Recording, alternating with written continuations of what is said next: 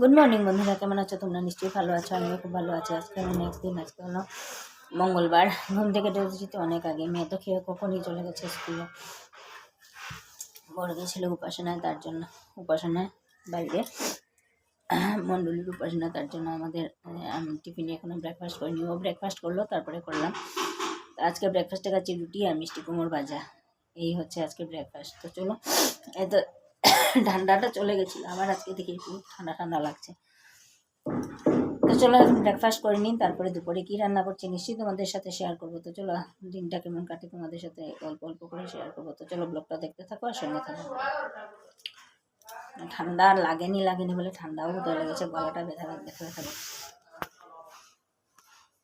তো আজকে কী রান্না করছি দেখো। এই যে এখানে কুমড়ো ফুলের করবো বড়া, আলু বেগুন দিয়ে করবো ঝোল, আর এখানে ওলকপি ফাঁকে বসিয়েছি, ওলকপির ঘন্ট, আর ডাল আছে। এই হচ্ছে আজকে লাঞ্চ মেনু, যেহেতু আজকে মঙ্গলবার নিরামিষ, তার জন্য।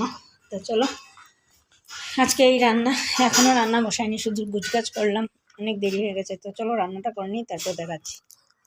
রান্না করা হয়ে গেছে, কী রান্না করেছি দেখাই। এই যে কুমড়োর বড়া, এখানে ফুলকপি ঘন্ট, আর হচ্ছে ডাল, আর একটু মিষ্টি কুমড়ো ভাজা।